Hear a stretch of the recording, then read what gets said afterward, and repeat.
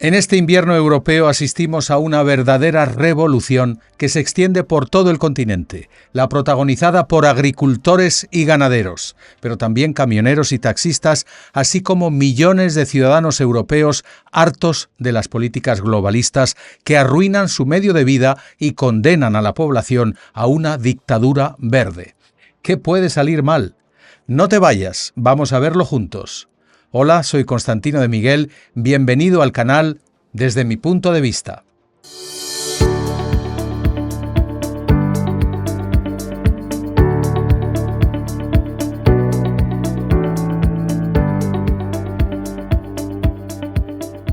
Apenas lo verás en las televisiones oficiales. Los agricultores de una docena de países europeos han lanzado sus tractores a las carreteras y autopistas, bloqueando accesos para protestar por unas políticas europeas que castigan sus producciones y medio de vida, les obligan a un infierno burocrático y reglamentario, mientras premian las importaciones del exterior a las que no se les exige las mismas normas.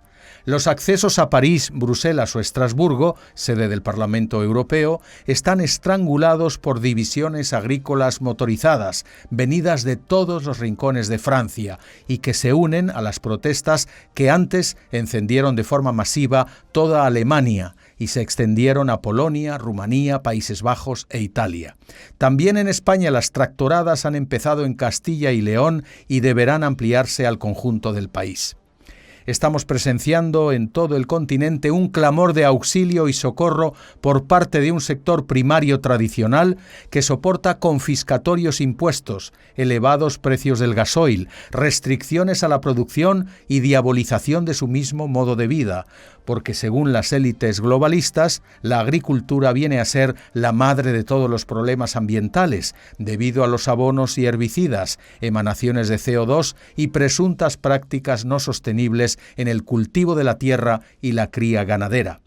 Pero es obvio y hay que decirlo que sin la gente del campo los europeos no tendríamos comida.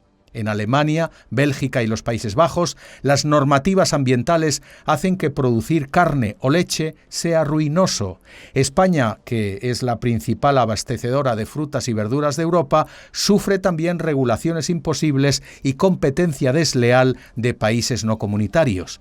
Competencia desleal de tomates y hortalizas marroquíes y hasta de aceite de oliva de ese país que, aunque no sea de la Unión Europea, se beneficia de un régimen especial para sus exportaciones a Europa. De esa manera, los productos de Marruecos son más baratos que los producidos por los agricultores españoles, sometidos a costes más elevados y reglamentaciones muy costosas. ¿Y qué decir de los cereales? También el mercado en la Unión Europea está hundido porque se importa trigo y cebada de Ucrania sin que este país pague aranceles debido a un trato de favor a causa de la guerra. Lo curioso es que ahora Ucrania exporta más grano al resto del mundo que antes de la guerra. Cereal barato ucraniano que descarga en los puertos europeos y que hunde los precios, haciendo inviables incluso las explotaciones más eficientes en regiones como Castilla y León, en España, o las llanuras del Valle del Loira o Champaña-Ardenas, en Francia. ¿Solución que propone el gobierno francés? Entreguemos un salario social de 1.500 euros mensuales a cada agricultor. ¿Respuesta de estos? De ninguna manera. Porque lo que piden los agricultores y ganaderos europeos es que las producciones de los países no comunitarios dejen de recibir un trato de favor por cuestiones políticas y que se les apliquen las mismas normas de calidad laborales y ambientales que imponen a los europeos. Me parece más que razonable. En esa competencia desleal entra Marruecos, Ucrania y muy pronto los países de Mercosur, con Argentina y Brasil a la cabeza, cuyas producciones podrían entrar con bajísimos aranceles si se firma este año el acuerdo comercial entre ambos bloques. Alguien dice que la presión de los agricultores europeos podría arruinar ese tratado comercial con Mercosur para desgracia de la Argentina de Milei, que cuenta con ese tratado comercial para venderle más a los europeos. Pero ese es otro tema. Otra amenaza contra el sector es la llamada soga verde, es decir, se ha aposentado en las instituciones europeas una suerte de dictadura ecologista que terminará reduciendo el sector agropecuario a su mínima expresión. Y ello porque los Estados miembros aprobaron, por un lado, la directiva comunitaria denominada Ley de Restauración de la Naturaleza, y por otro, el Pacto Verde Europeo, el cual surge del compromiso adquirido por el bloque comunitario en la Cumbre del Clima de París.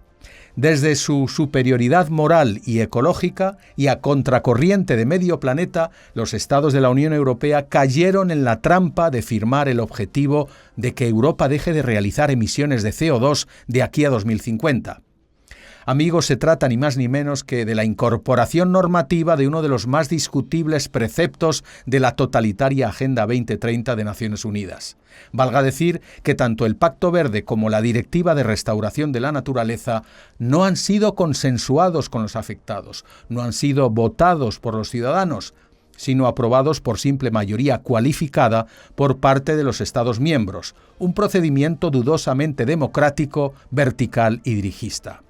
La Unión Europea se pliega así al presunto paradigma de que el cambio climático está provocado por el hombre.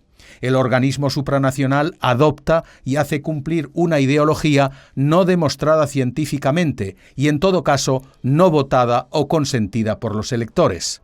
El organismo supranacional adopta y hace cumplir una ideología no demostrada científicamente y, en todo caso, no votada o consentida por los electores.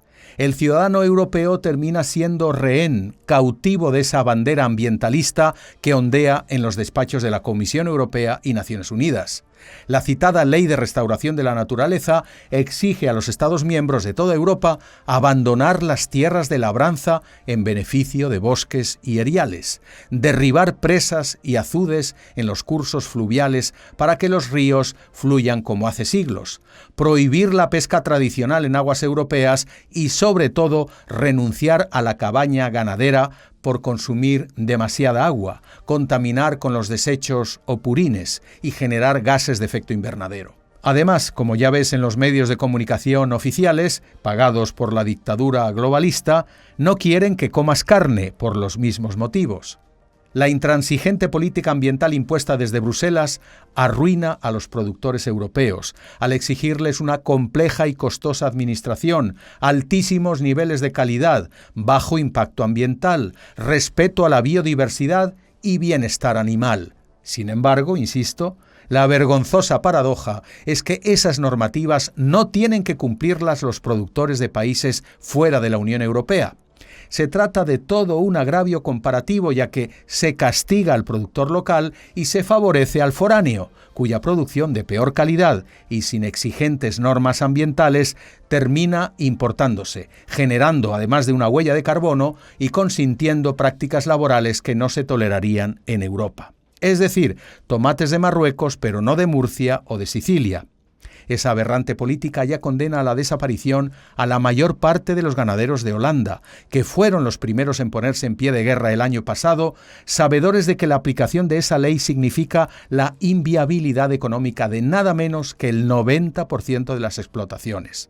A los holandeses no se les hizo mucho caso, y ahora la cólera del campo ya se extiende por todo el continente. Sí, es verdad, hay que decir que la protesta ha sido siempre distintivo del mundo rural. Las revueltas campesinas ya no se hacen con guadañas y rastrillos, sino a bordo de tractores calefactados que arrojan estiércol o tierra en zonas públicas, lo cual no les hace populares, aunque su lucha sea justa. Los agricultores europeos son también víctimas de su mentalidad territorial y chauvinista, es decir, apegada a su región o nación, aunque sea un ente supranacional, la Unión Europea, quien dicta las normas, marca los precios y, en definitiva, dirige sus destinos. Triste es que por esa mentalidad nacionalista, en lugar de que todos los agricultores europeos hicieran piña contra esa tiranía tecnocrática de Bruselas, veamos enfrentamientos entre ellos mismos. Por ejemplo, la rabia de los campesinos franceses se ceba en sus compañeros del sur al derribar camiones españoles que cruzan Francia, destrozando su producción de verduras o vertiendo los tanques de vino en plena carretera. Qué distinto sería si entendieran que es Bruselas, con sus políticas, la que termina arruinando al campo europeo. Por ejemplo, si el diésel que se paga es caro, es también por la guerra de Ucrania y porque los políticos no saben hacer otra cosa que fabricar dinero para resolver el problema, lo cual genera inflación en todos los costes básicos que soportan campesinos y ciudadanos. El caso es que el agricultor medio europeo está al borde de la ruina, viviendo al límite de sus posibilidades, sobre todo si su explotación es pequeña. Ya no puede soportar tanto peso administrativo y exigencia ambiental, mientras le suben los costes y le pagan muy poco en los grandes supermercados. Muchos están abocados a desaparecer, dejando sus tierras a ese bucólico paraíso ecologista, cuando no a la entrada de grandes corporaciones que explotarán sus tierras de forma industrial, digitalizando los procesos y usando sofisticada maquinaria robotizada. Los cultivos superintensivos crecerán sorteando las restricciones ecológicas comunitarias, pero apostando por la cantidad más que por la calidad para poder ser rentables. Y al lado prosperarán solo las explotaciones ecologistas, que lograrán vender su producción orgánica a precios elevados, cortocircuitando a los grandes distribuidores para llegar directamente al consumidor usando los medios digitales. En resumen, las tractoradas de los agricultores europeos reflejan el hartazgo y la desesperación ante una tecnocrática clase política comunitaria que les arruina cada día al obligarles a aplicar la totalitaria Agenda 2030. En juego está la supervivencia de millones de familias que viven del campo, pero también la calidad de vida de los europeos, porque las normas climáticas encarecerán de forma inadmisible los alimentos básicos y harán que Europa pierda su soberanía alimentaria. Mientras, la producción agrícola pasará gradualmente a manos de grandes grupos de inversión, tras echar del mercado a las explotaciones familiares. El 26 de febrero se reúne el Consejo de Ministros Europeo de Agricultura y Pesca. Será el momento de ver si la Comisión Europea revisa su intransigente Pacto Verde o sucumbe a la influencia globalista y al lobby de las grandes corporaciones agroindustriales. También el veredicto final lo tendrían que dar los ciudadanos europeos en las elecciones al Parlamento Europeo el próximo mes de junio. De no comprender la realidad del campo europeo, los partidos tradicionales, para quienes la Agenda 2030 son los santos evangelios, van a sufrir, sin duda alguna, un estrepitoso fracaso. Aprecio mucho tus comentarios aquí abajo y quisiera tu opinión sobre ¿qué futuro ves para la agricultura, la ganadería y la pesca en Europa? ¿Qué debería hacer la Unión Europea sobre esos compromisos climáticos que sin duda arrollarán la economía de una parte de la población? Aprecio tus me gusta y tu suscripción a este canal que hago con total y absoluta independencia. Soy Constantino de Miguel. Hasta pronto.